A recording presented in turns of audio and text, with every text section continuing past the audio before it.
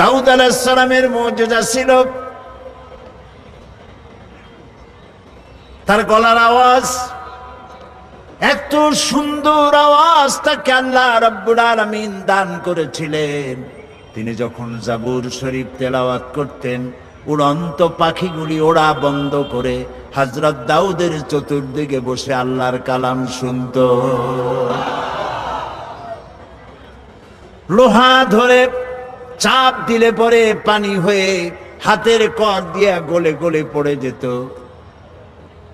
ঈসা আলাইহিস সালামের মুজিজা ছিল অন্ধ মানুষের চোখের উপরে হাত দিলে চোখ ভালো হয়ে যেত। কুষ্ঠ ব্যাধিগ্রস্ত লোকের গায়ে হাত দিলে ব্যাধি ভালো হয়ে যেত। মুসা আলাইহিস সালাম দুনিয়া থেকে বিদায় হলেন, মুজিজাও বিদায় হয়ে গেল। সুলাইমান আলাইহিস সালামের মুজিজা ছিল সূরা আন-নামল পড়ে দেখেন।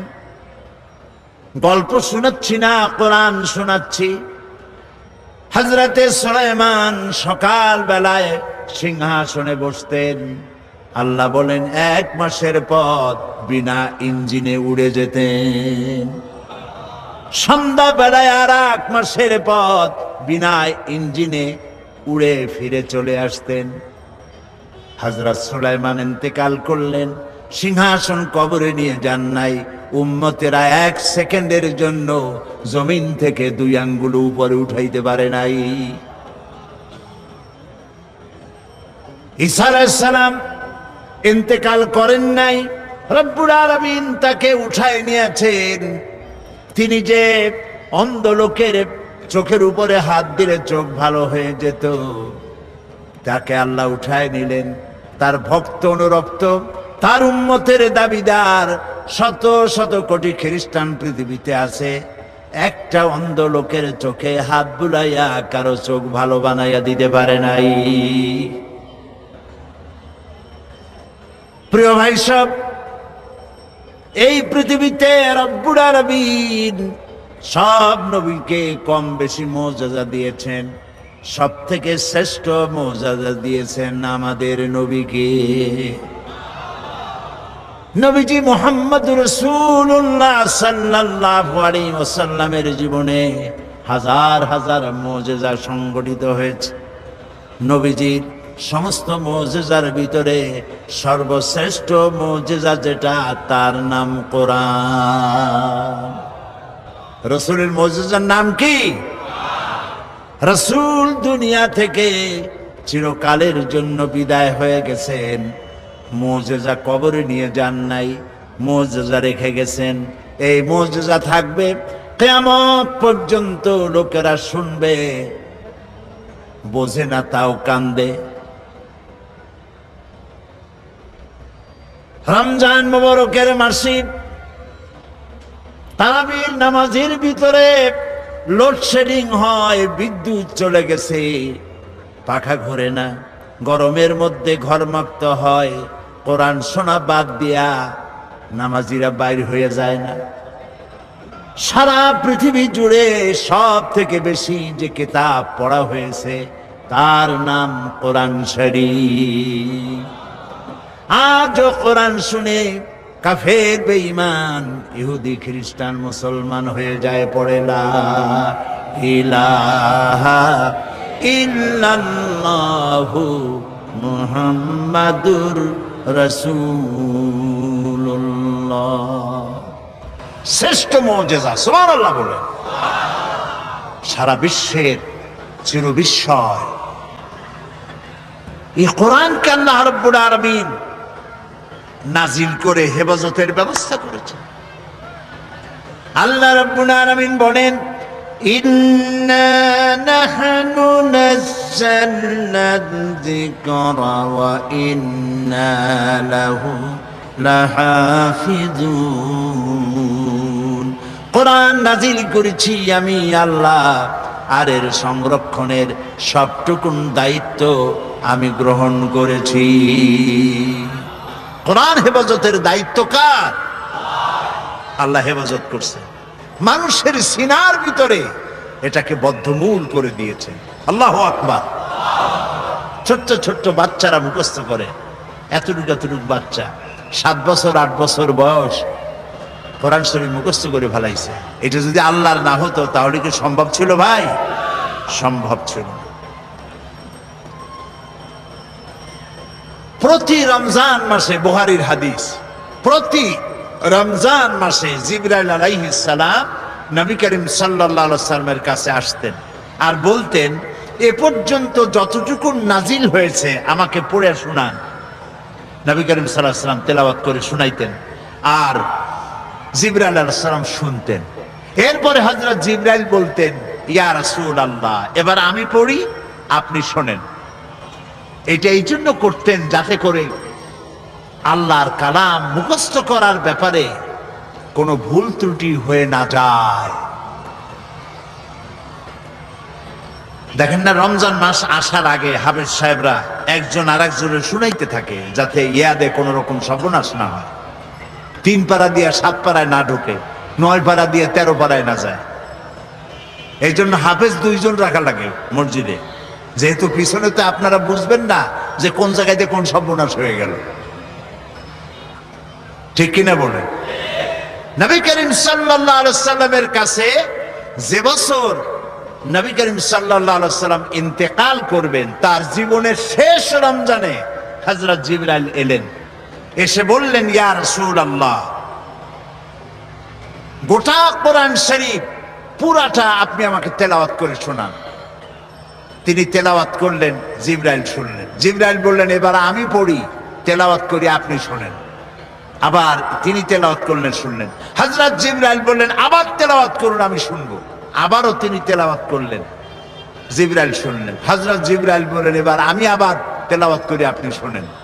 নবী করিম সাল্লাল্লাহু আলাইহি ওয়াসাল্লামের ইন্তেকালের বছর শেষ রমজানে হযরত জিবরাইল 2 বার শুনাইছেন এবং হযরতে রাসূল 2 বার হযরতে জিবরাইলকে শুনিয়েছেন।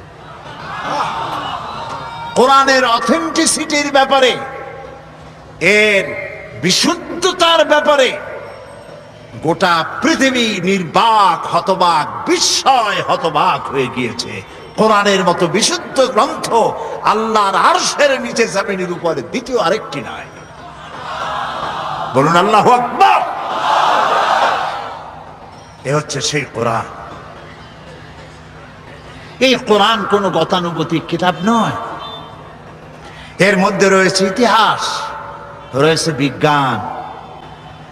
আল্লাহ পাক বলছেন, আর রহমান আল্লামাল কোরআন, তিনি দয়াবান, তার এত দয়া যে তিনি কোরআনের মতো একখানা কিতাব আমাদের দিয়েছেন। সুবহানাল্লাহ। গতকালকে বলছিলাম না, কি বলছিলাম? মাথা তো ঝুলেন। গতকাল বলেছিলাম, অনেক কথার মধ্যে এটা বলেছিলাম আল্লাহর কথা। قل بفضل الله وبرحمته فبذلك فليفرحوا هو خير مما يجمعون। বলুন হে নবী, আপনি বলেন, বিফাদলিল্লাহি ওয়া বিরহমাতিহি, আল্লাহর করুণা, আল্লাহর দয়া হচ্ছে তোমাদের প্রতি এই যে কোরআনের মতো একখানা কিতাব আল্লাহ তোমাদের দিয়েছেন। জোরে বলেন সুবহানাল্লাহ।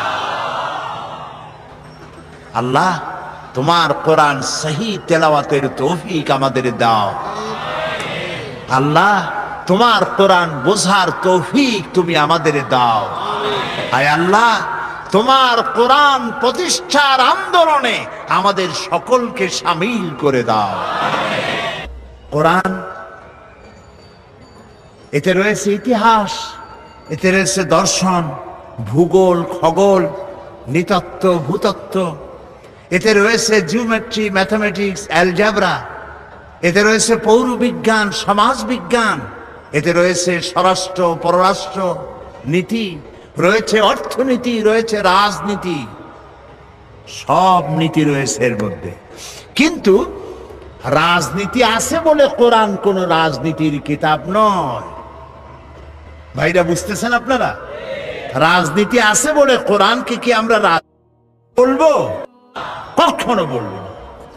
কোরআনে বিজ্ঞান আছে তাই বলে আমরা এটা বিজ্ঞানের কিতাব বলবো না। কোরআনে অর্থনীতি আছে বলে এটাকে আমি অর্থনীতির কিতাব বলবো না। তবে কি বলবো?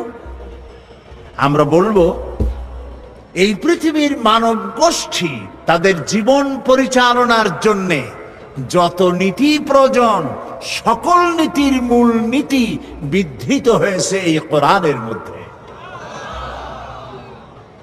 সব আছে, আল্লাহ তাআলা সব কথা খুলে খুলে বয়ান করে দিয়েছেন। এখন এই যে কোরআন আমরা পেয়েছি আল্লাহর কাছ থেকে, আল্লাহ তাআলা আমাদের দিয়েছেন, এই কোরআন শুধু নামাজ রোজার কথা বলেনি। কোরআন শরীফ ৬৬৬৬টি আয়াত বলা হয় কম বেশি। এই ৬৬৬৬টি আয়াতের মধ্যে মাত্র ৫৫০ আয়াত হচ্ছে হুকমে শরঈ। বলুন তো কি মানে? আদেশ নিষেধ, শরীয়তের বিধান সংক্রান্ত আয়াতের সংখ্যা ৫৫০। একটু ভাবুন, একটু চিন্তা করেন, মজা পাবেন। তো ৬৫০০ আয়াতের মধ্যে যদি ৫৫০ আয়াত হয় আদেশ আর নিষেধ, বাকি আয়াতগুলি কি তা কি কখনো চিন্তা করার অবকাশ হয়েছে আমাদের? মাথায় কি চিন্তা আসছে? কখনো আসে নাই। কপাল আমাদের এমনি এমনি পড়ে নাই। ইরাকের ভাগ্য এমনি এমনি নষ্ট হয় নাই। Palestine, Kashmir, Chechnya, Bosnia, Somalia, Eritrea, আলজেরিয়ার ভাগ্য এমনি এমনি নষ্ট হয় নাই। নষ্ট হয়েছে আমাদের কারণে। কাদের কারণে? আমাদের কারণে। আমরা কোরআনের কাছের থেকে যখন যাই চোখ বুজে যাই। এক ফকির, সে নাকি বলেছিল, কোন জাতের ফকির জানি না, সে তার স্রষ্টার কাছে বলেছিল, স্রষ্টা আমি তো গরিব ফকির, তোমায় তো সব কিছুই দিতে পারো, তা আমাকে যদি তুমি একটু ধনসম্পদ দিতে, যা দিয়ে আমি জীবনে খরচ না করে পারি, ভিক্ষা না করে পারি, এরকম যদি একটু কিছু দিতা। তার দোয়া মঞ্জুর হয়ে গেল। এখন তার জন্য স্রষ্টা ব্যবস্থা একটা করলেন। ওই ফকির রাস্তা দিয়ে বাড়ি আসতেছে, বাড়ির কাছাকাছি এসে চিন্তা করলো, আচ্ছা অন্ধরা রাস্তা হাঁটে কেমনে, কেমনে তারা পথ চেনে, একটু দেখি তো কিভাবে। অন্ধরা চোখ না থাকলে কি কষ্টটা তাদের হয়। চোখ বুঝা বাড়ি যাওয়ার রওনা করছে। প্রতিমধ্যে একটা বস্তার মতো পায়ে ঠেকলো। সে গালি দিল, কোথার বস্তার বেটা, বস্তা, একটা বস্তা ভালাই দিয়েছে, থর আর জায়গা পাইল না। রাগ করে গালাগালি দিয়ে বাড়ি চলে আসলো। অনেকদিন পর সে দোয়া করলো যে আল্লাহ, হে আমার স্রষ্টা, দোয়া তো কবুল হইল না। স্রষ্টা স্বপ্ন জানাইলো, তোমারে তো আমি দিছিলাম, কিন্তু তুমি তোমার ভাগ্য পাও দিয়া ঠেলে ফেলেছ।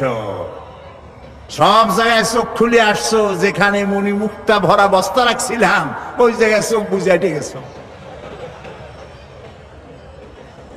এই পৃথিবীতে মানুষের, মুসলমানেরা তাদের স্বাধীনতা, সার্বভৌমত্ব, তাদের ইজ্জত, তাদের সম্ভ্রম, তাদের নেতৃত্ব, তাদের কর্তৃত্ব, তাদের প্রভুত্ব পৃথিবীর পরে প্রতিষ্ঠিত করে দেবে যে কোরআন, সেই কোরআনের ব্যাপারে তারা অন্ধ। সব বোঝে, কোরআন বোঝে না। বিমল মিত্রের কড়ি দিয়া কিনলাম বই, এত বড় বই, আগাগোড়া পড়তে মাথায় যন্ত্রণা হয় না। শরৎচন্দ্র, বঙ্কিম, রবীন্দ্রনাথের রচনাবলী এত বড় বড়, সব পড়ে মাথায় যন্ত্রণা হয় না। কিন্তু কোরআনে কারিমের অনুবাদ সহ পড়তে গেলে মাথায় যন্ত্রণা, পেটে গ্যাস্ট্রিক, চোখের মধ্যে জ্বালা করে, কানের মধ্যে সনসন করে, তাই তকদিরও ঠন ঠন করে। এই তকদিরকে যদি আমরা তকদির খুলতে চাই, ভাগ্য বদলাতে চাই, এই কোরআনের বিকল্প আকাশের নিচে জমিনের উপরে কিচ্ছু নাই। প্রিয় ভাই সব, এই কোরআন এমন এমন ঘটনা বর্ণনা করেছে যা ষষ্ঠ শতাব্দীর দুনিয়া এর কিছুই জানতো না। এ কোরআন অবশ্য কিছু কিছু ঘটনা ইহুদিদের কিতাব এসছে, কিন্তু তা অতিরঞ্জিত বিকৃত হয়ে এসেছে। আল্লাহ পাক ওহীর মাধ্যমে নবী করিম সাল্লাল্লাহু আলাইহি সাল্লামকে ইতিহাস শিখাইছেন, ইতিহাস জানিয়েছেন। আদম আলাইহিস সালাম, নূহ আলাইহিস সালাম, ইব্রাহিম আলাইহিস সালাম, ফিরাউন, নমরুদ ইত্যাদির ইতিহাস, রাসূলকে সঠিক ইতিহাস কে শিখাইছে বলেন? আল্লাহ রাব্বুল আলামিন বলেন, তিলকা মিন আম্বাইল গায়বি নূহিহা ইলাইকা মা কুনতা তা'লামুহা আনতা ওয়ালা কাওমুকা মিন ক্বাবলি হাদা। এটা হলো সেই অজ্ঞাত ঘটনাবলী যা আপনি এ সম্পর্কে কিছুই জানতেন না, আপনিও জানতেন না, আপনার কওমও জানতো না। আমি ওহীর মাধ্যমে সঠিক ঘটনাগুলি আপনাকে জানিয়ে দিয়েছি। হযরত ইউসুফ আলাইহিস সালামের ঘটনা বর্ণনা করে আল্লাহ পাক বলছেন, যালিকা মিন আম্বাইল গায়বি নূহিহি ইলাইকা ওয়া মা কুনতা লাদাইহিম ইয আজমাউ আমরাহুম ওয়া হুম ইয়ামকুরুন। এটা হলো সেই ঘটনা যা আমি ওহীর মাধ্যমে আপনাকে জানিয়েছি, ইউসুফ আলাইহিস সালামের ঘটনা। অথচ তার ভাইরা যখন ঐক্যবদ্ধভাবে তার বিরুদ্ধে ষড়যন্ত্র করতেছিল, তখন আপনি সেখানে উপস্থিত ছিলেন না। আমি ওহীর মাধ্যমে প্রাগ ঐতিহাসিক এসব ঘটনা আপনাকে জানিয়ে দিয়েছি। আল্লাহ রাব্বুল আলামিন হযরত মূসা আলাইহিস সালামের ঘটনা রাসূলকে কোরআনের মাধ্যমে শোনাচ্ছেন আর বলছেন, ওয়ামা কুনতা বিজানিবিল গারবি ইয কাদাইনা ইলা মূসাল আমরা ওয়ামা কুনতা মিনাশ শাহিদিন। আর সিনাই পর্বতের পশ্চিম প্রান্তে মূসা আলাইহিস সালামকে আমি যখন তাকে নির্দেশাবলী দিয়েছিলাম, আপনি সেখানে উপস্থিত ছিলেন না। আমি ওহীর মাধ্যমে আপনাকে সে ঘটনাও জানিয়েছি। কাযালিকা নাকুসসু আলাইকা মিন আম্বাই মা ক্বাদ সাবাকা ওয়া ক্বাদ আতাইনাকা মিন লাদুন্না যিকরা। এভাবেই আপনার কাছে অতীতের সমস্ত ঘটনাবলী আমি আপনাকে নিজের নিকট থেকে একটির পর একটি করে ওহীর মাধ্যমে জানিয়ে দিয়েছি। এভাবে আল্লাহ তাআলা রাসূলকে ইতিহাস জানালেন। আল্লাহ তাআলা রাসূলকে বিশ্বলোক সম্পর্কে, ঊর্ধ্বলোক সম্পর্কে জ্ঞান দান করেছেন।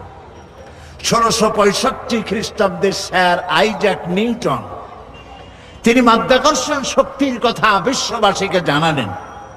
কিন্তু আশ্চর্যের কথা যে নবী করিম সাল্লাল্লাহু আলাইহি ওয়াসাল্লাম কখনো কোনো সায়েন্স ল্যাবরেটরিতে কোনো গবেষণা করেননি, কোনো একাডেমিক কোয়ালিফিকেশন গ্রহণ করেননি, লিখতে জানেন না, পড়তে জানেন না।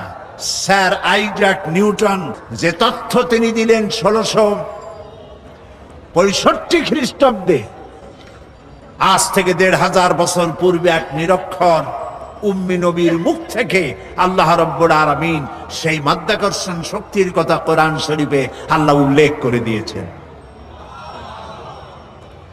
আল্লাহ রাব্বুল আলামিন বলেন, ইন্নাল্লাহা ইউমসিকুস সামাওয়াতি ওয়াল আরদা আন তাজুলা।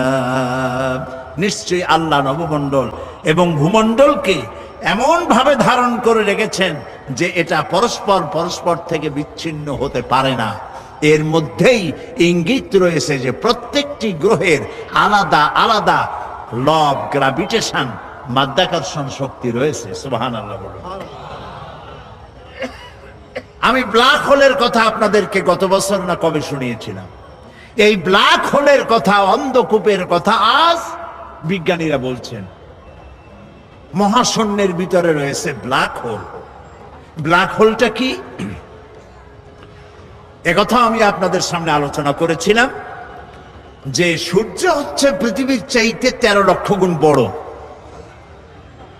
আর গ্যালাক্সির ভিতরে, ছায়াপথের ভেতরে, মিল্কি ওয়ের ভেতরে রয়েছে অসংখ্য তারকা এমন, যার এক একটি তারকা যে সূর্য পৃথিবীর চাইতে 13 লক্ষ গুণ বড়, এরকম 2.5 থেকে 3 কোটি সূর্য খাইয়া হজম করতে পারে।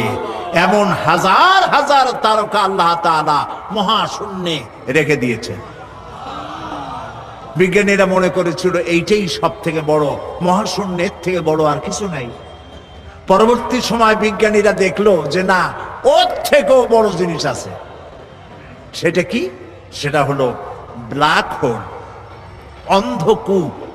সেই অন্ধকূপ হচ্ছে এত বড় কূপ যে তারকাগুলি, ওই তারকা, কোন তারকা কোন তো, যে তারকায় সূর্য খাইতে পারে, এই রকমের অসংখ্য সূর্য খাইয়া হজম করতে পারে যে তারকাগুলি, সেই তারকাগুলি মহাশূন্যে ঘুরতে ঘুরতে যদি ব্ল্যাক হোলের রেঞ্জের ভিতরে এসে যায়, তাহলে ব্ল্যাক হোল এই তারকাগুলিকে চকলেটের মতো চুষে নিমিষের মধ্যে অদৃশ্য করে দেয়। এই কথা বিজ্ঞান বলল কবে? এই মাত্র কদিন আগে। আল্লাহ রাব্বুল আলামিন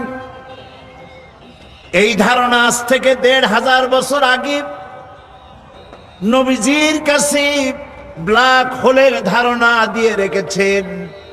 আল্লাহ তাআলা বলছেন, ফালা উকসিমু বিমাওয়াকিন নুজুম, শপথ সেই পতিত স্থানের যেখানে তারকাসমূহ নিপতিত হয়। বিজ্ঞানীরা খুঁজলো তারকাগুলি নিপতিত হয় কোথায়, তারা খুঁজে পেল সেই ব্ল্যাক হোলের ভেতরে তারকাগুলি নিপতিত হয়। এই কথা আজকে আবিষ্কার হলো, কিন্তু কোরআন বলেছে অনেক অনেক অনেক আগে। সুবহানাল্লাহ। প্রিয় ভাই সব, মানুষ এই যে চন্দ্র, সূর্য, সৌরজগৎ সম্পর্কে এর গতিশীল, সবকিছু যে গতিশীল, কোপারনিকাস, কেপলার, গ্যালিলিও, নিউটন, এসব বিজ্ঞানীদের জানার বহু পূর্বে ইসলাম, কোরআন মানুষকে তা জানিয়ে দিয়েছে। এই পৃথিবীর সবকিছুই গতিশীল, এ সম্পর্কে মানুষের বিভিন্ন ধারণা ছিল। কেউ বলেছে চন্দ্র ঘোরে, কেউ কয় সূর্য ঘোরে, কেউ কয় কিছুই ঘোরে না, কেউ কয় সম্ভবত আমরাও ঘুরি। কিন্তু মূল কথাটা কি, ঘোরে কে, এ বিষয়ে ফাইনাল সিদ্ধান্ত কে দিতে পারবেন বলেন তো সবাই? আল্লাহ রাব্বুল আলামিন দুনিয়াবাসীকে আজ থেকে 1500 বছর আগে সবকিছুই যে গতিশীল সে সম্পর্কে আল্লাহ পাক জানায় দিলেন, লাশ-শামসু ইয়ানবাগি লাহা আন তুদরিকাল কমারা ওয়ালাল লাইলু সাবিকুন নাহার ওয়া কুল্লুন ফি ফালাকি ইয়াসবাহুন। প্রবল জ্ঞানী হইবে যাহারা, আপন মনেতে বুঝিবে তাহারা, রাত্রি পারে না আগে যাইবার, দিনের স্থান করি অধিকার। চন্দ্র বাঁধে না সূর্যের গায়েতে, সূর্য পারে না চন্দ্রকে ধরিতে, যার যে স্থান বহাল রাখিয়া ভ্রমণ করিছে খোদাকে ডরিয়া। ওয়া কুল্লুন ফি ফালাকি ইয়াসবাহুন, যা কিছু আছে মহাশূন্যে সব ঘুরছে ঘুরছে ঘুরছে, কেউ দাঁড়ানো নাই। পৃথিবী ঘোরে, চন্দ্র ঘোরে, সূর্য ঘোরে, সব ঘুরছে। এই তথ্য আল্লাহ তাআলা দিয়েছে। বিজ্ঞানের অনেক থিওরির ভিতরে এটিও একটি থিওরি যে বিজ্ঞানের কোন থিওরি ফাইনাল নয়। আজকে এক বিজ্ঞানী এক কথা বললো, কালকে আরেকজন আসিয়া থাপ্পড় মেরে তারটা উড়াই দিয়া নিজেরটা এস্টাবলিশ করত, ঠিক না? কিন্তু কোরআন শরীফের ব্যাপারে কোরআনের কোরআনে বর্ণিত বিজ্ঞানের এই তত্ত্বটি ভুল, এই কথা বলার মতো হিম্মত পৃথিবীতে কারো আজও হয়েছে? যদি কারো হিম্মত হয় বলেন, আমরা শুনি। এই হিম্মত পৃথিবীতে কারো নাই। এ কোরআন মানুষের সৃষ্টি নৈপুণ্যতার কথা বলেছে, কিভাবে মানুষ সৃষ্টি হয়েছে এ ধারণা দিয়েছে কোরআন। এ ধারণা দিতে গিয়ে দার্শনিকরা ভুল করেছে। মার্কস বলেছেন মানুষ পেট সর্বস্ব, ফ্রয়েড বলেছেন মানুষ সেক্স সর্বস্ব, ডারউইন বলেছে মানুষ কেবলমাত্র। সে আল্লাহ রাব্বুল আলামিন কোরআনের মধ্যে ধারণা দিয়ে দিয়েছেন তোমাদের উৎপত্তি কোত্থেকে, তোমাদের দাদা নানা বান্দর না। কেউ যদি বলে আমার নানা বান্দর, আমার দাদা উল্লু, এই সব কথা বলার মধ্যে কোনো কৃতিত্ব আছে? কোনো মজা আছে?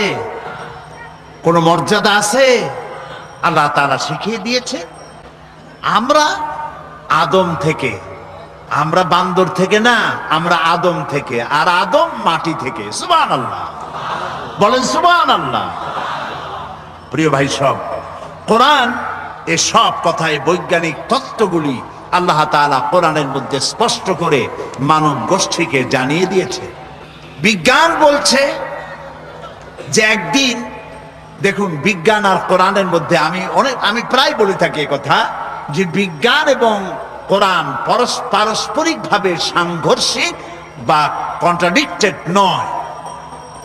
যেখানে কন্ট্রাডিকশন সৃষ্টি হয় সেখানে প্রাধান্য দিতে হবে কাকে? কোরআনকে। তবে একথা আমি স্বীকার করি, বিজ্ঞানের আবিষ্কার যত বাড়বে কোরআন বোঝা মানুষের জন্য তত সহজ হবে। এখন বিজ্ঞান বলছে যে চন্দ্র সূর্য একদিন এর উত্তাপ হারিয়ে ফেলবে এবং চাঁদে কোনো আলো থাকবে না, সূর্যে কোনো আলো থাকবে না, এমন এক সময় আসবে। কে বলল? বিজ্ঞান বলল। বিজ্ঞানের আজকের এই বক্তব্য ১৫০০ বছর আগে আল্লাহ রাব্বুল আলামিন কোরআনে কারীমের মাধ্যমে নবীজিকে জানায় দিয়েছেন, ইয়াসআলু আইয়ানা ইয়াউমুল কিয়ামা ফাইদা বারিকাল বাসারু ওয়া খাসাফাল কামারু ওয়া জুমিআশ শামসু ওয়াল কামার। আল্লাহ তাআলা বলেন, এরা রাসূলকে জিজ্ঞেস করে যে কিয়ামত কবে হবে। আল্লাহ তাআলা বলেন, নবীজি আপনি বলে দেন যেদিন মানুষ তার দৃষ্টি শক্তি ঝলসে যাবে আর চাঁদে কোনো আলো থাকবে না, সূর্যেরও একই অবস্থা হয়ে যাবে। চাঁদ এবং সূর্যের আলো থাকবে না, এই কথা আজকে বলতেছে বিজ্ঞানীরা, কিন্তু আল্লাহ তাআলা ১৫০০ বছর আগে কোরআনে কথা বলে রেখেছে। إذا الشمس كورت وإذا النجوم انكدرت وإذا الجبال سجرت। যেদিন সূর্যে কোনো আলো থাকবে না, নক্ষত্রগুলো স্থানচ্যুত হয়ে যাবে আর পাহাড়গুলো সরে যাবে। কিয়ামতের কথা জিজ্ঞাসা করা হলে পরে আল্লাহ রাব্বুল আলামিন এই জবাব দিয়া দিলেন, সূর্যেও আলো থাকবে না, চাঁদেও আলো থাকবে না, সব কিছু শেষ হয়ে যাবে। এবং বিজ্ঞানীদের মতে সমস্ত প্রক্রিয়া একদিন বন্ধ হয়ে যাবে। এই প্রকৃতি, এই সূর্য চন্দ্রের চলাচল, এই সমুদ্র মহাসমুদ্রের জোয়ার ভাটা, এই পৃথিবীর চলমান সভ্যতা, এর সব কিছু একদিন শেষ হয়ে যাবে, বিজ্ঞানীরা বলছে। কিন্তু এই সব বক্তব্য আজ তারা বলছেন বা কিছুদিন আগে বলছেন। এবার আল্লাহ কি বলছেন দেখুন, কোরআনে কারীমের মাধ্যমে আল্লাহ তাআলা বিশ্ববাসীকে 1500 বছর পূর্বে জানায় দিয়েছেন, কুল্লু মান আলাইহা ফানি ওয়া ইয়াবকা ওয়াজহু রাব্বিকা যুল জালালি ওয়াল ইকরাম। বিশ্ব যা কিছু আছে সব ধ্বংস হয়ে যাবে, একমাত্র অবশিষ্ট থাকবেন তিনি, যিনি এই সব কিছুকে সৃষ্টি করেছেন। তার অস্তিত্ব ছাড়া আর সব শেষ হয়ে যাবে। সুতরাং বিজ্ঞান যা কিছু আমাদেরকে বলেছে তার বহুলাংশে আল্লাহ তাআলা কোরআনে কারীমের মধ্যে এই তত্ত্বগুলি আমাদেরকে জানিয়ে দিয়েছেন। আজ যে উদ্ভিদের কথা বলা হচ্ছে, উদ্ভিদ সম্পর্কে গবেষণা চালিয়ে বিজ্ঞানীরা বলছেন, এই সিদ্ধান্তে তারা উপনীত হয়েছেন যে প্রকৃতির মধ্যে উদ্ভিদ হচ্ছে মানুষের সব থেকে বড় বন্ধু। আল্লাহ তাআলা এই কথা কোরআনে কারীমের মধ্যে বলে রেখেছেন উদ্ভিদ সম্পর্কে। ওয়াল আরদা বাদা যালিকা দাহাহা আখরাজা মিনহা মাআহা ওয়া মারআহা। আল্লাহ তাআলা অথবা তিনি জমিনকে বিস্তার করে দিয়েছেন এবং এর দ্বারা তিনি উদ্ভিদ উদ্গত করে দিয়েছেন। গাছের চারা হলো এই যে গাছগুলি, গাছ আমাদের বন্ধু। গাছ আমাদের কি বলেন সবাই? গাছ আমাদের বন্ধু। আমাদের বন্ধু, সেই জন্য এদের প্রাণ সংহার করি আমরা চোখ বুঝিয়া। গাছ আমাদের বন্ধু। সারাদিন সারা রাত অহরহ পৃথিবীর মানুষ এবং প্রাণী জগৎ বাতাস থেকে বিশুদ্ধ অক্সিজেন গ্রহণ করে, আর নাক থেকে সবগুলিকে কার্বন ডাই অক্সাইড করে বের করে দেয়। পরিবেশ নষ্ট হয়ে যায়, বিষাক্ত হয়ে যায়। এই বিষাক্ত পরিবেশকে পরিশুদ্ধ করার জন্য পৃথিবীর মানুষের কোনো ফ্যাক্টরি নাই, কলকারখানা নাই। আল্লাহ তাআলা গাছ বানিয়েছেন। এই গাছ গুল্মলতা তৃণলতার রং হলো সবুজ, আর এই সবুজের